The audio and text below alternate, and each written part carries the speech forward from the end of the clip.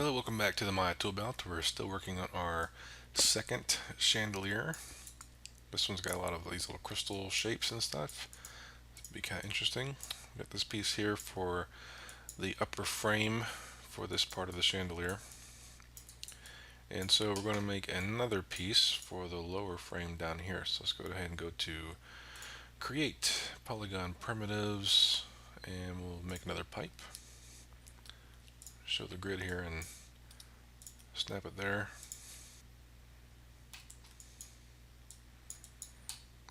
Kind of get it fitted down here. Increase these up to like 40 or so.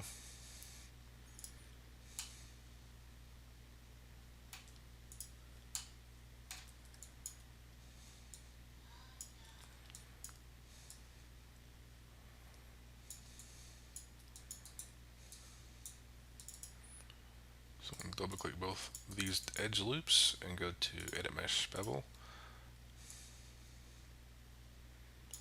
Bevel it a little bit. Then I'm going to go to Deform Lattice, decrease the T divisions down to 2, and I'm going to grab these bottom 4 lattice points and just kind of scale it in a little bit. Then I'll delete history. So now it has this kind of tapered shape.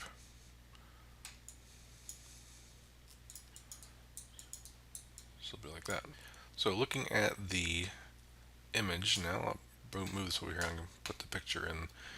So it looks like when you really scrutinize the image, the arms with the light bulbs over here, they actually have a arm that goes across to the other side. So we're gonna have like a wheel spoke type of, like a bicycle wheel spokes going through here with a center piece in the middle. And then if you look at the bottom of the image, looks like there's like a piece that comes down hanging through the middle. And I can't tell from the picture whether it like comes off of the wheel, the spokes of the wheel in the center here, if there's like a column that comes down through the middle. Can't really tell that from the picture so much. It doesn't look like it. I think the thing hanging from the middle down here is actually coming off of this piece possibly. And then hanging off of this ring down here is all these little wind chime type shapes. So with that in mind, let's work on that a little bit, and I'm going to unhide the grid, let's create a cylinder. Just gonna snap it there.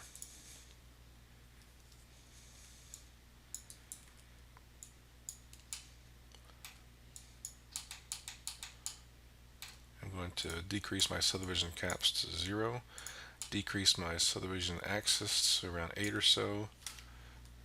Let's rotate this 90 degrees.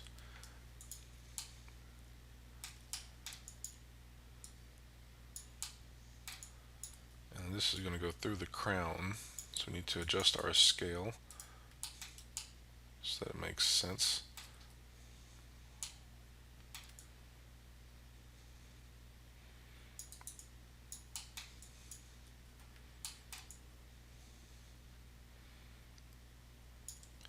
And I can make our crown a little higher too. Let's go into our front view. Just grab all these upper vertices and we can make this a little thicker.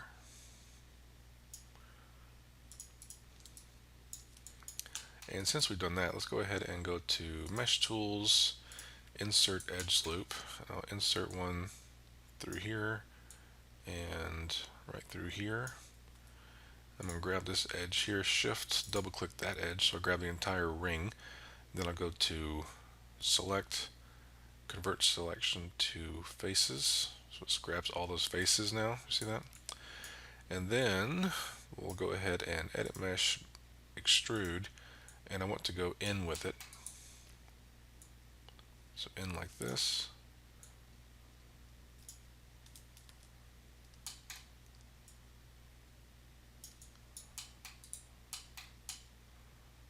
Scale down like that a little bit. So now we have this ridge detail. Double click these two edge loops and bevel them.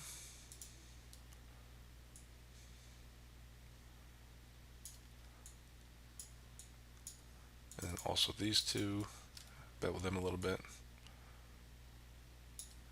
So we have something like this. And now this should go right through the middle of that ridge detail. So right in the center of there. And then let's scale it so that it goes right to our arm. Then we can grab these edges, mesh display, soften edge, so we can soften that up. Okay. So now what we can do is we can create another cylinder. I'm going to point snap one right here. So it's right here next to our arm. I'm going to rotate it 90 degrees this way. Take my subdivision caps down to 0. And I want to, actually let's rotate them back this way. So I was wanting to make like something that makes sense logic wise, that this ring is kind of being held in place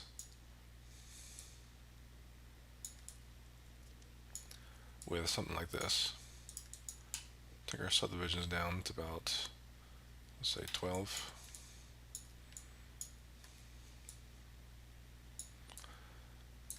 So we can soften these edges, mesh display, soften. We can grab these faces on the top and bottom and bevel them, edit mesh bevel.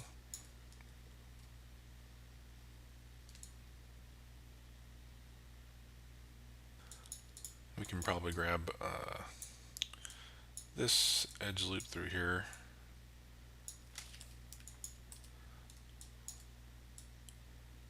Bring this in a little bit.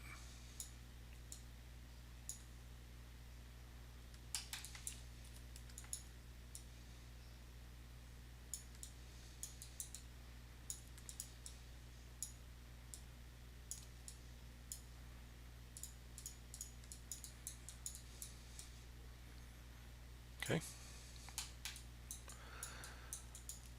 And looks like in the image there's this little thing kind of hanging off of here, a little decorative thing. We can or can't add that. We don't have to. It's just kind of optional. But we can go ahead, I suppose. Let's go ahead and create a polygon. Let's go to our cylinder options. I've been noticing all my stuff has been coming in really small radius wise. So I'm just going to reset that setting. And now I can grid snap it here. Now it's a lot bigger cylinder. I don't have to worry about the scale anymore.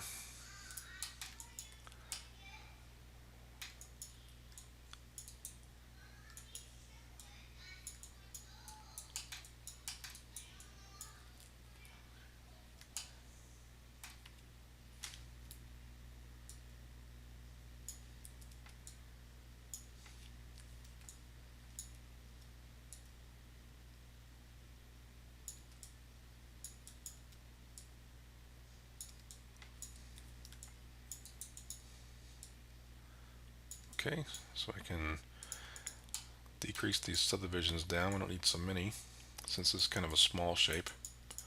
Just grab these two faces, edit mesh bevel.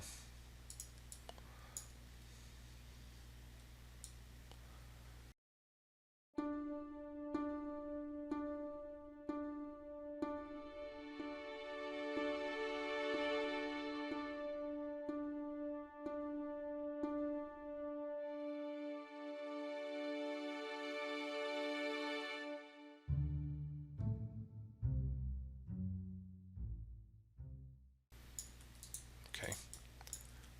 Little odd way of going about that, but I got the job done, I suppose.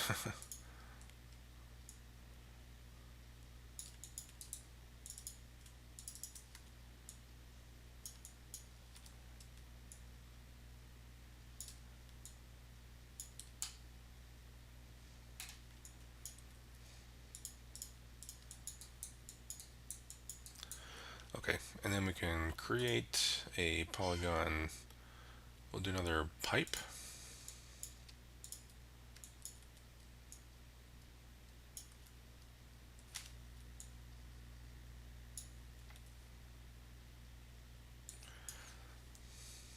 Same thing's happening here where my scales are kind of off. That's okay, just need to get this into place. Then I can adjust my thicknesses and subdivisions. I want these to be kind of low because this is actually kind of a diamond shape, something like this.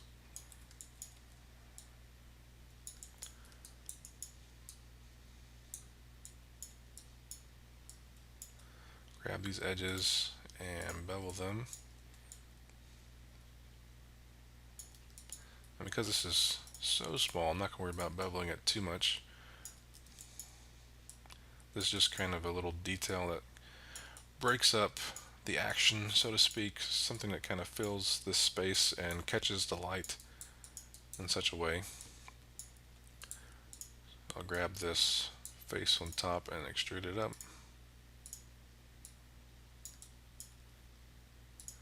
It's kind of like a little earring almost, just kind of hanging there.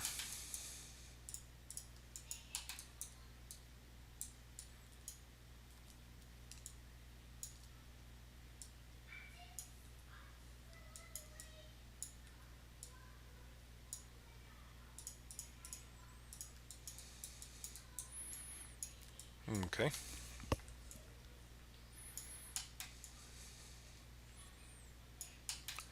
So the arm is essentially done. I'm going to go ahead and just not worry about too many more details for the arms.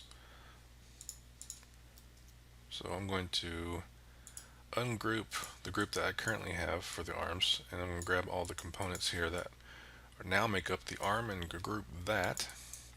Control D to duplicate, and we want to go 60 degrees, and then we can Shift D to get the rest of them. And then this arm piece, duplicate it and rotate it as well, 60 degrees.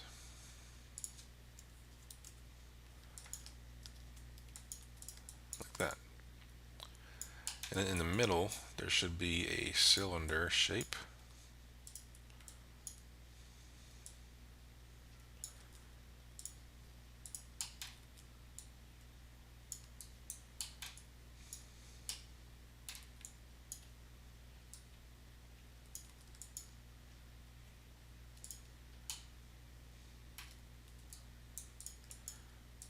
Grab these faces, edit mesh bevel.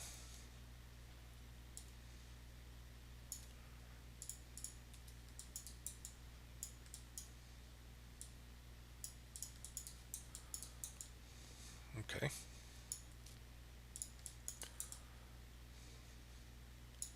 See how we're getting somewhere.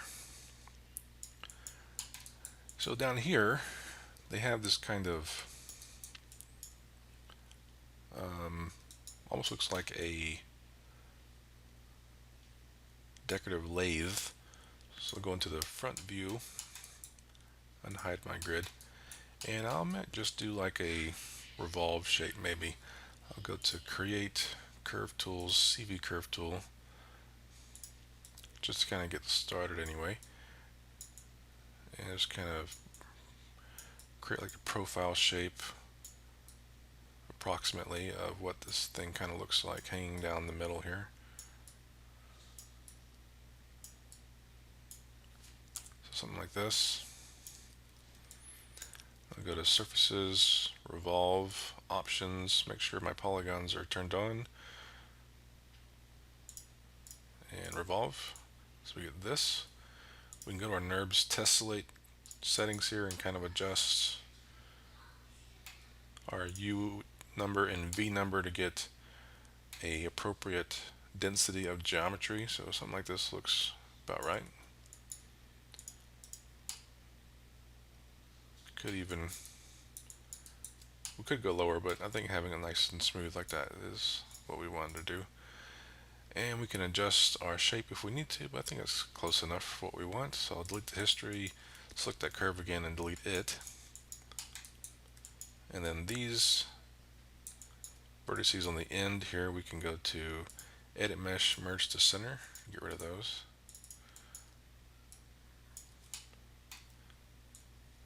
And we can bevel this just to round off this tip a little bit. Grab that point, bring it in a little bit just to kind of round this off some. There's a little bit of a ridge detail through here, so we can edit mesh, bevel to get a ring that we can use. Grab all these faces and scale them in like this. Edit mesh, bevel.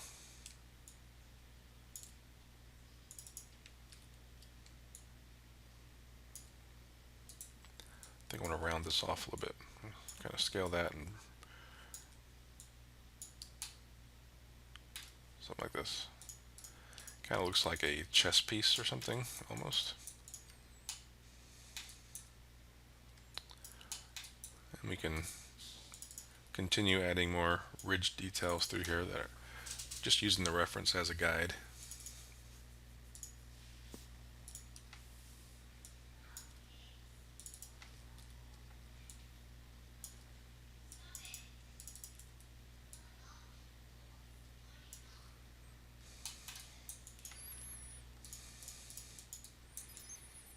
Okay. And I'm just going to, I can't really tell if it's coming off the center, but I think it might be. So I'm just going to grab this edge loop and we're just going to extrude it all the way up to the top. So it's going to be just hanging off of this center structure through there, and it's going to be mostly covered with all these crystals and everything going on, so it won't be too noticeable. Mesh display, soften edge, and then we can delete the history. So we have something like that. And then we're going to have all these kind of prism shapes hanging around this, like a wind chime almost. So I'll go to create. They do have a prism primitive shape. Let's just see what it looks like.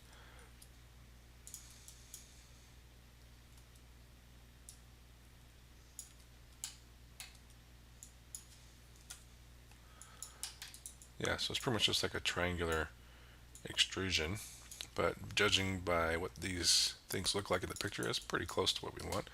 Just going to adjust the scale and position 1, and then I'm going to bevel it. So edit mesh, bevel, so we can get a little bit of a roundness to its shape. And in real life, it's probably hanging off of a wire or something. I'm just going to kind of attach it like that. And delete its history. I'm going to go to Control G to group it, which puts its pivot at the origin. Control D, and I'm just going to kind of rotate it through here. Let's go about 15 degrees. See, is that enough space between them?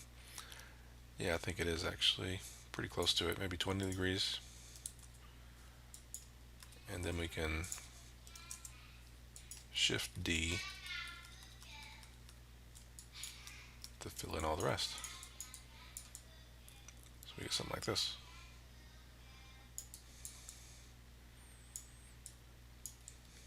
Okay. So again, once we have a nice glass or crystal shader on all this stuff, with all the reflections and light hitting it, it's going to look pretty neat, I think. So this is kind of the bottom or the base of our smaller chandelier. So now looking back at the picture, we now have the structure that's coming off of the top of the chandelier. And again, it's kind of using wires, I assume, that have all these crystals kind of strung up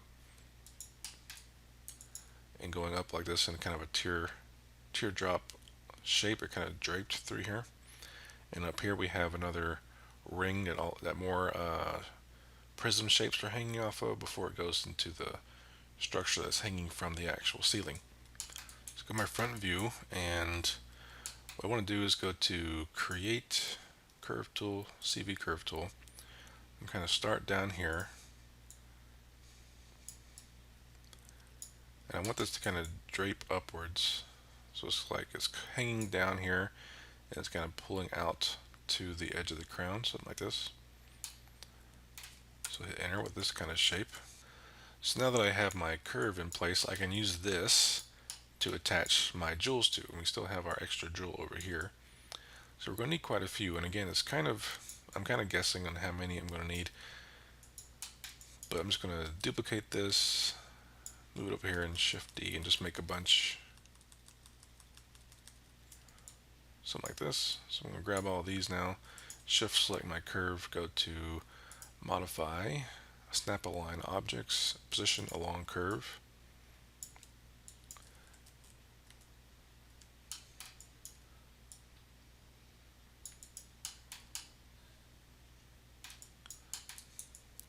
So because my curve has more points toward the bottom of it, it positioned them really densely down here. So actually what I want to do is undo that, grab my curve here, and if I go to my control vertices, you can see I have, like 3 points down here and 1 point there. So that's why the distributions happened. So let's go to curves, and I want to rebuild options. Okay, I'm at Control A to go to my attributes with my curve selected. So over here I have one span, which is not enough, and degree is 3. So I want to increase the number of spans, but I also want the rebuild type to be uniform. So I want to keep the endpoints where they are. I want to keep the tangents, increase the number of spans. Let's say if we increase this to like 8, hit apply, and see what that looks like. So now when I display my CVs, my control vertices, you can see there's a bit more of a uniform distribution of those CVs. So let's undo that, and maybe 8's too many. Let's try maybe 6, rebuild. We can adjust our curvature through here a little bit.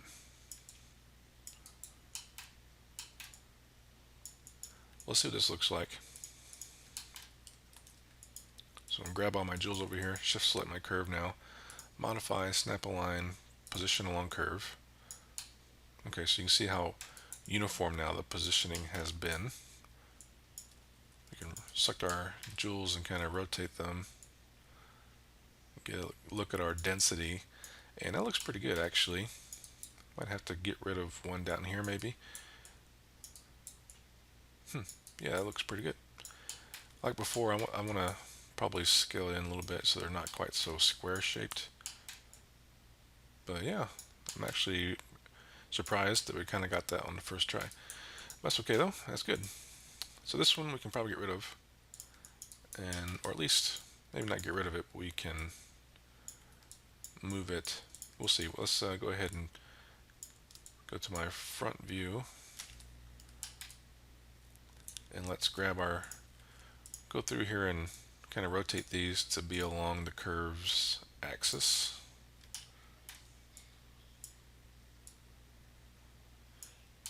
And most of those look pretty good, all the way up to the top.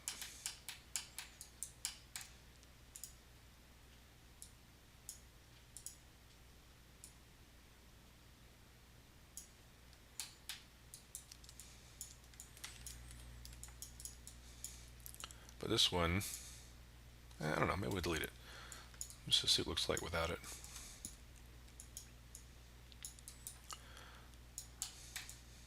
Okay, so we have all this. Let's grab them all. Deselect the stuff we don't want. And we don't need the curve, so we can deselect the curve.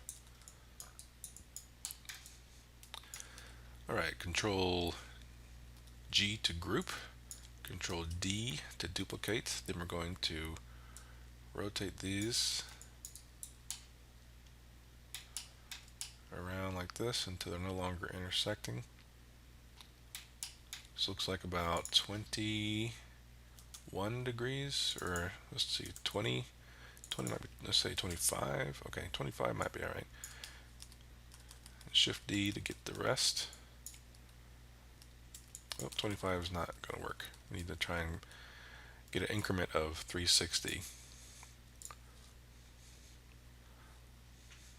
Let's try 24 degrees. Shift D.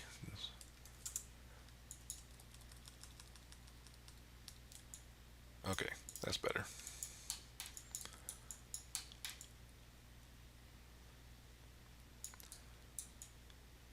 Okay, so I think what we might need to do, depending on how close we want to be to our reference, the jewels down here are a bit too spread apart.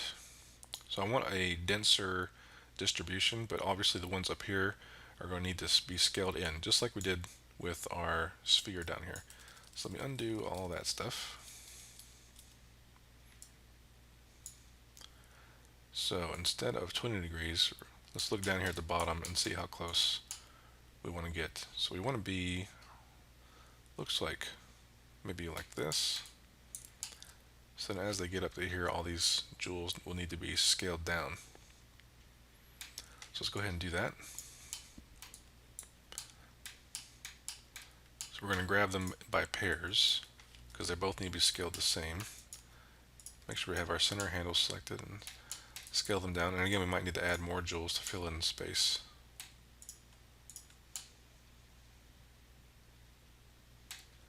Because we don't want them to intersect.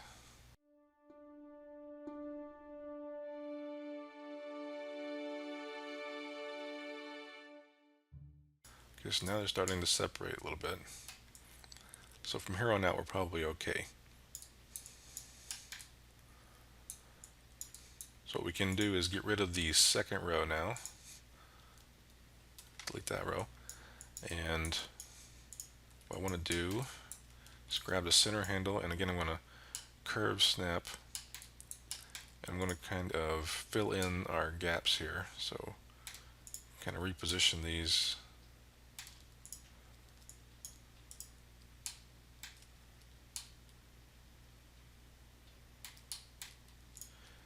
And by going lower with them, we're probably going to have to scale them again, but that's okay, we'll get there. Let's go ahead and duplicate this one. Put the duplicate through here.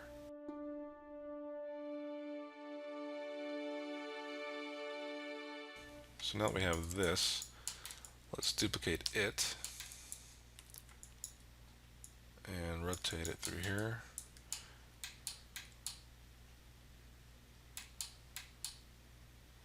Okay, so now the jewels are no longer intersecting, and our density down here looks like it might be enough. This is like 14 degrees or so. Let's see what that looks like going all the way around. So 14 is not going to be quite enough. It's not quite right, but I think our density is about right though. So let's undo that.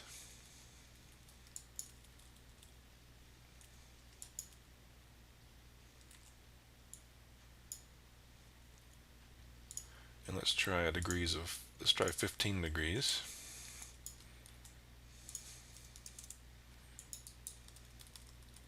Shift D to duplicate those around. There we go. I think that looks a lot better. I think that more closely matches the density of jewels we have down here, and then the crystal density going up through here looks pretty good, and nothing's really intersecting, so all of our scale looks pretty good, I think. So yeah, pretty cool. So we can select our curve and delete it, and I think we'll call this good for now for this video. I think we made a lot of progress. Yeah, we're coming together pretty good here with this chandelier shape. So again, thanks for watching. Hope you enjoyed the video. I'll be continuing with this in the next part.